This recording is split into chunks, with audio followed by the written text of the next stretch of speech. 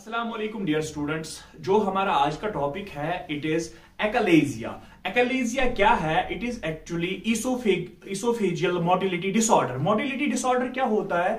ये वो डिसऑर्डर्स होते हैं जिनकी वजह से if it is for example here it is oesophagus, जिनकी वजह से इसोफेगस में स्पाज्म आ जाए, लैक ऑफ मोशन हो, ठीक है, या हम इन शॉर्ट कहेंगे कि पेरिस्टाल्टिक मूवमेंट ना हो। अब हम देखेंगे दिस एकलेजिया क्या है। It is actually oesophageal motility disorder of the oesophagus characterised by absence of peristalsis. That means अगर ये कंडीशन होगी तो जो पेशेंट होगा उसके इसोफेगस में हमें कोई पेरिस्टाल्टिक मूवमेंट नजर नहीं दिखाई देगी। दैट मीन्स अगर इस इसोफेगस में पेरिस्टाल्टिक मूवमेंट नहीं होगी, that means food cannot easily pass from this esophagus towards this stomach, main body of the stomach.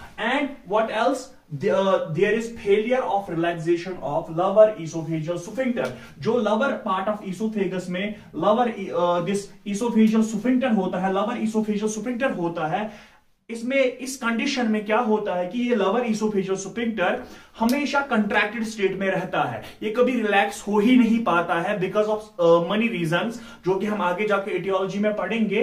तो हम कहेंगे कि ये कंटिन्यूअसली जो स्फिंक्टर है ये कंटिन्यूअसली बंद रहता है, कंट्रैक्टेड स्टेट में रहता है, रिलैक्स हो ही नहीं पाता है। उसकी वजह से क्या होगा, अगर ये यहां पे कंटिन्यूअसली बंद ही रहेगा तो जब हम फूड लेंगे वो सारा यहीं पे जमा हो जाएगा at this lower oesophageal junction, यहां पे सारा फूड जमा हो जाएगा, या हम कह सकते हैं कि it will obstruct the passage of food from this oesophagus towards this stomach. So दो चीजें हमने देखी एकलेजिया में क्या होता है। एक तो पेरिस्टाल्टिक मूवमेंट नहीं होती है, that means food cannot easily pass from this through this esophagus, and second thing is that there is no relaxation of this lower esophageal sphincter. That means this will not allow food from the esophagus towards the stomach. अभी तक हमने बात की कि एकलेजिया में क्या होता है कि peristaltic movement, absence of peristaltic movement है, एंड जो लोअर इसोफेजियल स्फिंक्टर है वो खुल नहीं पाता है। अब हम देखेंगे कि असल में मैकेनिज्म क्या है, क्या चीज ऐसी हो जाती है कि वो चीजें मतलब खराब हो जाती है, लाइक स्फिंक्टर खुल नहीं पाता है, रिलैक्स नहीं हो पाता है, पेरिस्टाल्टिक मूवमेंट की एब्सेंस है, तो वो किस वजह से होती है, क्यों होती है, कैसे होती है, वो हम देखेंगे। अगर हम देखेंगे this oesophagus receives it is enteric nerve supply as which is called myenteric plexus. Actually there are nerve cells which are called ganglion cells, उनका एक नेटवर्क बनता है, ठीक है, जिसको हम माइंट्रिक प्लेक्सस बोलते हैं, उस नेटवर्क को। एंड इसका दूसरा नाम क्या है? एरोबैक्स प्लेक्सस। अब इन माइंट्रिक प्लेक्सिस या एरोबैक्स प्लेक्सिस का फंक्शन क्या होता है? They provide motor innervation to oesophagus. That means they help this oesophagus in its motor function, ठीक है। इसका मोटर फंक्शन क्या है? पेरिस्टालिसिस कराना, ताकि फूड पास हो जाए from this oesophagus towards the stomach, ठीक है। अब ये कैसे कराता है, ये थोड़ा सा हम उस पे देखेंगे बेसिक्स पे। तो this myenteric plexus releases some neurotransmitters, ठीक है। Two types of neurotransmitters usually it releases. First is excitatory neurotransmitter, जिसकी एग्जांपल एसिटाइलकोलिन है फॉर एग्जांपल। एंड इसका काम क्या होता है एक्साइटेटरी न्यूरोट्रांसमीटर का, कि ये कंट्रैक्शन कराता है इसोफेगस में। And another type of neurotransmitter which is secreted by this matrix plexus is inhibitory neurotransmitter, for example VIP vasoactive intestinal peptide। and इसका फंक्शन क्या होता है कि ये रिलैक्सेशन कराता है, ठीक है। अब अगर मैं आपको थोड़ा सा यहां पे दिखाऊंगा, like for example if this is the food in the oesophagus, तो सबसे पहले क्या होता है कि एक्साइटेटरी न्यूरोट्रांसमीटर इसके अपर साइड से लाइक एक्ट करते हैं। एंड व्हाट हैपेंस कि ये जो फॉर एग्जांपल ये जो इसोफेगस है ये ऐसे कंट्रैक्ट करेगा, फॉर एग्जांपल ऐसे कंट्रैक्ट करेगा, सो दैट कि यहां से प्रेशर बिल्ड हो सके on this food, so that ये पुश डाउन कर सके इस फूड को। And on the same time it also releases inhibitory neurotransmitters. तो क्या होता है वहां पे कि ये जो इसोफेगस है ये डायलेट हो जाता है ऐसे, सो दैट कि जो ये इसोफेगस की जो डायमीटर है वो थोड़ा सा इंक्रीज हो जाता है। हम बोलेंगे कि वहां पे रिलैक्सेशन हो जाती है, so that this food will be easily passed through this oesophagus. And ऐसा ही कंटिन्यूअसली थ्रू दिस इसोफेगस चलता है, कंटिन्यूअसली ऐसी ही लाइक वेव्स बनती है, सो दैट कि peristaltic, these are called peristaltic waves, ऐसी ही वेव्स बनती है, so that this food will be passed through this oesophagus towards the stomach, ठीक है।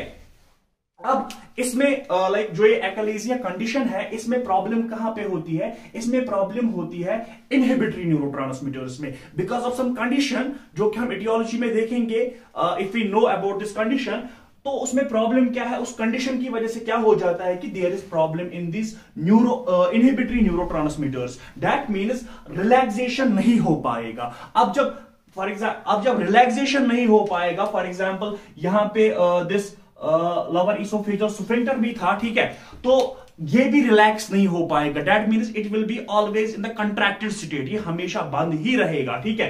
एंड अगर ये जो पेरिस्टलिटिक वेव्स ये तब फॉर्म होती है, पेरिस्टलिटिक मूवमेंट तब बनती है जब कंट्रैक्शन हो साथ में रिलैक्सेशन हो, कंट्रैक्शन हो रिलैक्सेशन हो। बट चूंकि हमें रिलैक्सेशन में प्रॉब्लम आ रही है, इनहिबिटरी न्यूरोट्रांसमीटर्स में कुछ प्रॉब्लम है, सो पेरिस्टलिटिक मूवमेंट नहीं हो पाएगी। एंड साथ साथ में जो लोअर इसोफेजियल स्फिंक्टर है, because there is absence of inhibitory neurotransmitters, or we will say malfunctioning of these inhibitory neurotransmitters, so there will be no relaxation of this lower esophageal sphincter, जिसकी वजह से ये continuously contracted रहेगा। अब जो bolus आएगा, अब for example because of the help of gravity, अगर ये यहां तक आ भी गया बट ये यहीं पे जमा हो जाएगा, ठीक है। अब ये जब जमा हो जाएगा, so it will like patient will be feeling like dysphagia, ठीक है।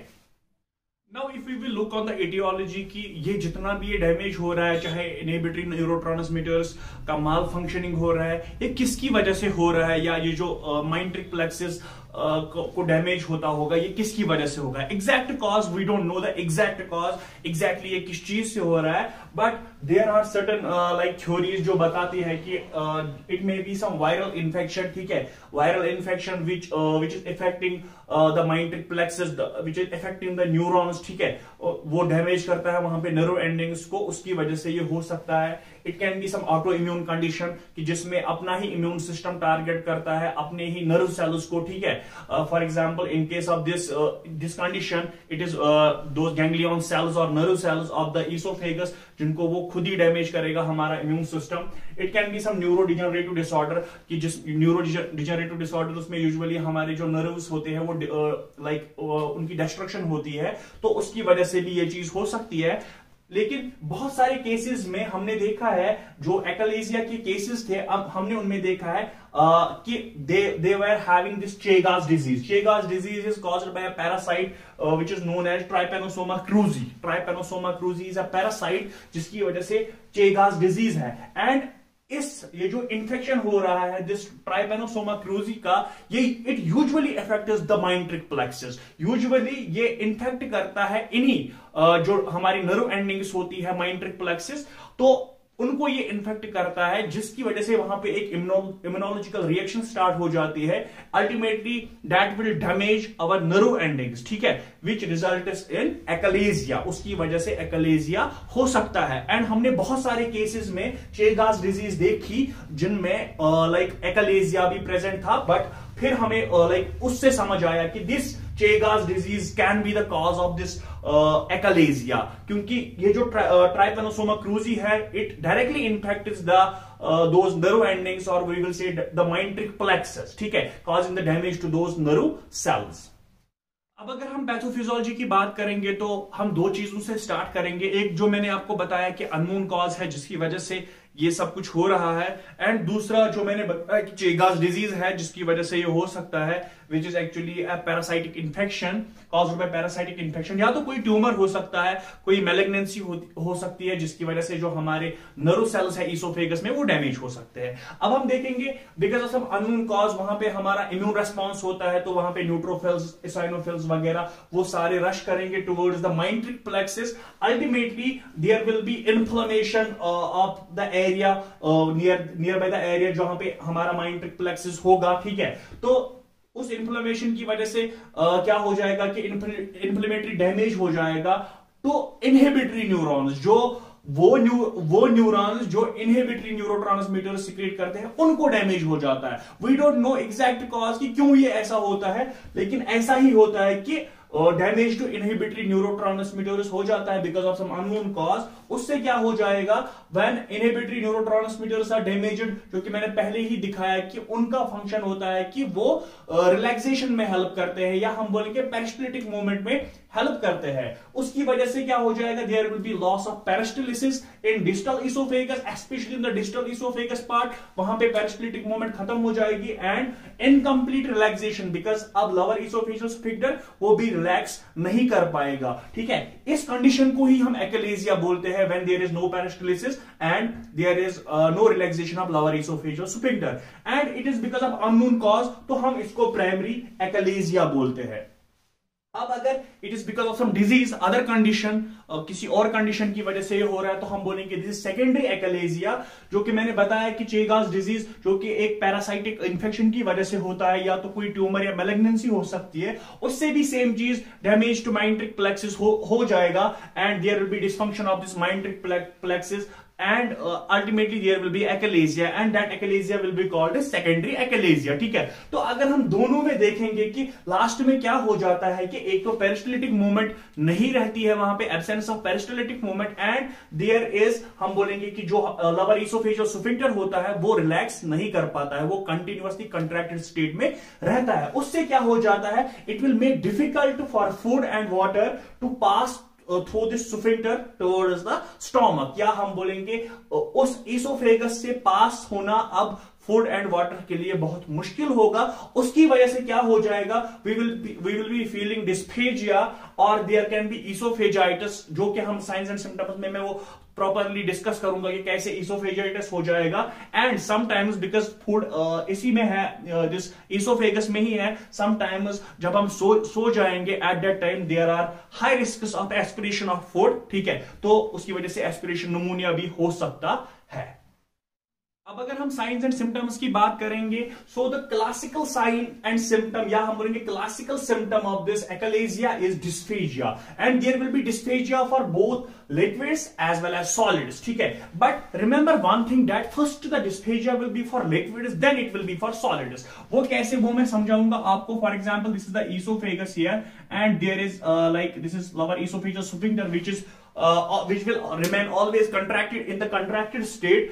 Now when the food will come, for example there is no peristalsis, so food will come slowly, but with the help of gravitation, and because of the weight of solid food, it may come down there at the lower esophageal sphincter, and sometimes it may pass through this lower esophageal sphincter with the help of gravitation and with the help of its weight, because it has more weight than the liquid। Obviously it is solid food, so it is having more weight, तो उसकी वजह से क्या हो जाएगा कि sometimes it may cross this barrier, it may cross this lower esophageal sphincter। ठीक है, but as the liquid is having little mass, या हम बोलेंगे कंपेरेबली सॉलिड से कम मास होगा, तो हम ये कह सकते हैं कि liquid will not be able to put enough pressure on this lower oesophageal sphincter to open, to relax. ठीक है, बट अल्टीमेटली सॉलिड्स के लिए भी डिस्फेजिया हो जाएगा, because not all the time this solid food can pass through this lower esophageal sphincter। ठीक है, and जब यहां पे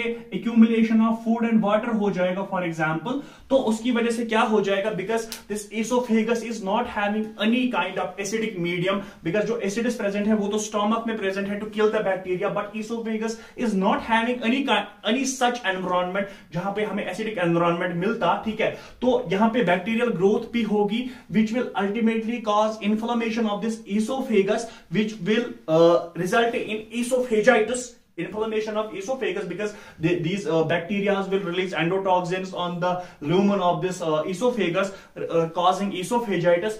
ultimately अगर esophagitis हो जाएगा, inflammation of esophagus हो जाएगा, उसकी वजह से जो lumen का diameter है वो भी decrease हो जाएगा। that means और ज्यादा ओबस्ट्रक्शन हो रही है for food and water. Ultimately food too will not be able to like put enough pressure on this lower esophageal sphincter because lumen B, because of the esophagitis, अब lumen का size जो है वो decrease हो रहा है, so it will be difficult for food to come down there at the lower esophageal sphincter. So आप याद रखिएगा कि there is dysphagia for both solids and liquids, but in competitive exams usually questions कभी उल्टे तरीके से आते हैं. So अगर आपको कंपेरेबली में मतलब कंपेरेटिवली बोलना होगा कि फर्स्ट किसके लिए डिस्फेजिया होगा, then it is liquids then followed by solids, ये आप याद रखिएगा. Next, there can be regurgitation of food from oesophagus to mouth as food can not pass through this lower oesophageal sphincter, so sometimes there can regurgitation can occur from this oesophagus towards our mouth and उसकी वजह से bad breaths present होंगे, आपको foul smell आ जाएगी उस patient में जो achalasia patient होगा. There can be oesophagitis as I explained it कि फूड पास नहीं हो पा रहा है, फूड एंड वाटर पास नहीं हो पा रहा है from this lower oesophageal sphincter and जो इसोफेगस का मीडियम है वो एसिडिक नहीं है, उसकी वजह से बैक्टीरियल ग्रोथ ज्यादा है, उसकी वजह से एंडोटॉक्सिन्स बैक्टीरिया एंडोटॉक्सिन्स रिलीज करेंगे, ultimately they will cause damage to the oesophagus resulting in oesophagitis. There can be coughing while lying down, जब एक पेशेंट सोएगा उस at that time there can be coughing because of the aspiration of food. ठीक है, food aspirate हो सकता है because at lying down it is easy for food to aspirate. ठीक है, उसकी वजह से अगर फूड अब एस्पिरेट हो गया तो उसकी वजह से एस्पिरेशन न्यूमोनिया के चांसेस भी है, उस पेशेंट में एस्पिरेशन न्यूमोनिया हो सकता है. एंड साथ साथ में there can be weight loss because जो फूड है, एक पेशेंट को डिस्फेजिया है, वो फूड नहीं ले पा रहा है, ठीक है, तो उसको वेट लॉस भी हो सकता है. अब अगर हम डायग्नोस्टिक इवैल्यूएशन की बात करेंगे तो हम इसमें डिफरेंट टेस्ट्स करते हैं.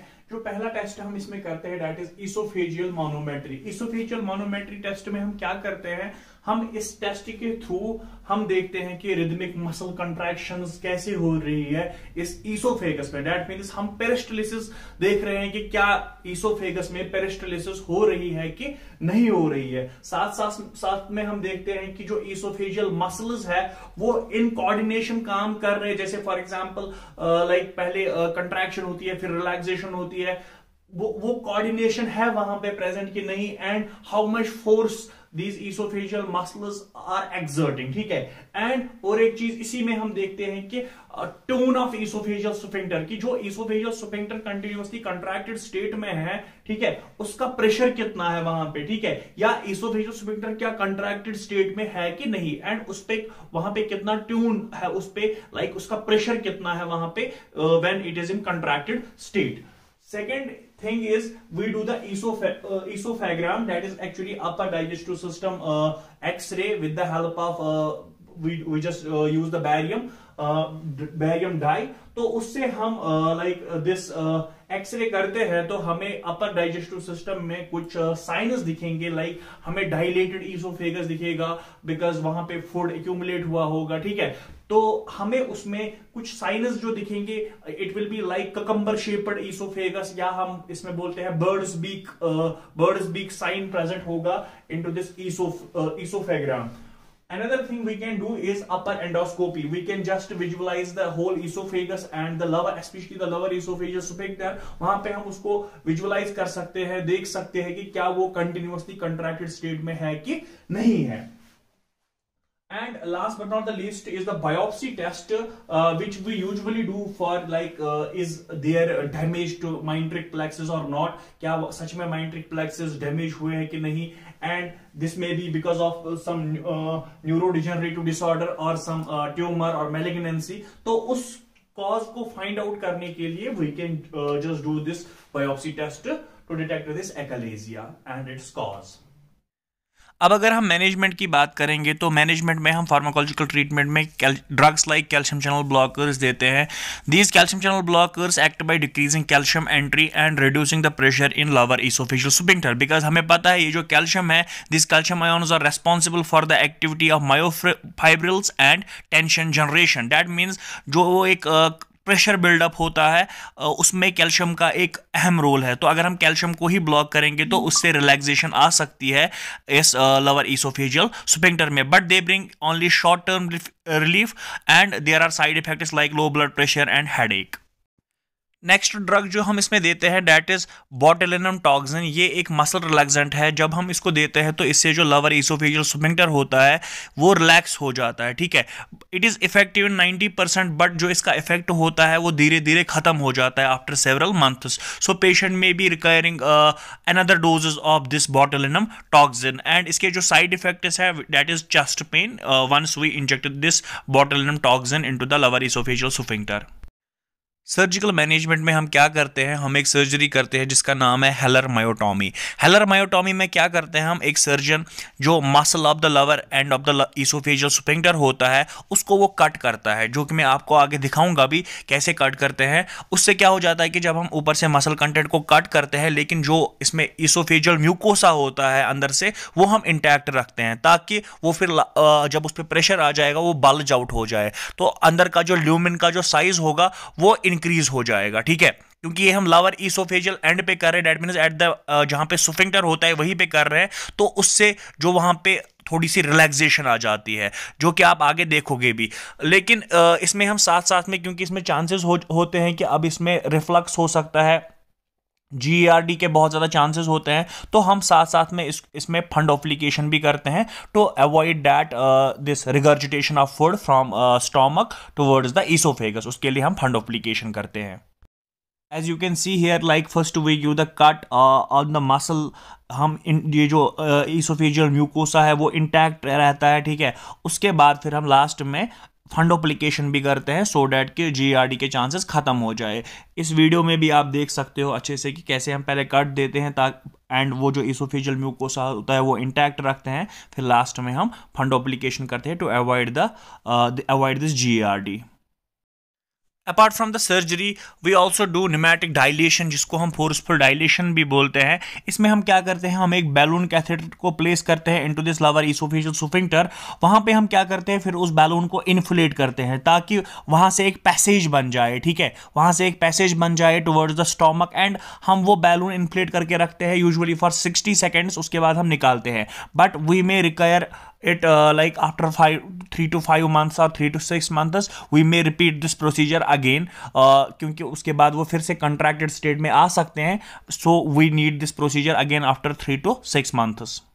अब अगर हम नर्सिंग मैनेजमेंट की बात करेंगे तो यूजुअली हम इसमें नर्सिंग डायग्नोसिस देखते हैं कि क्या क्या होता है। सबसे पहला जो मैंने बोला कि इसका जो क्लिनिकल सिम्टम है that is dysphagia, difficulty in swallowing because peristalsis नहीं हो रहा है, एंड जो लोअर इसोफेजियल स्फिंक्टर है वो भी कंट्रैक्टेड स्टेट में है, वो रिलैक्स नहीं हो रहा है। There can be back flow of food related to narrowing of oesophageal hiatus, वहाँ पे जो नियर द हाइटस रीजन जो नैरोइंग ऑफ दिस इसोफेगस होगा उसकी वजह से regurgitation of food into the mouth हो सकता है। There can be heartburn because there can be oesophagitis, उसकी वजह से हार्ट बर्न फील हो सकता है। There can be pain related to spasms of the oesophageal muscle, and there can be anxiety and stress related to disease.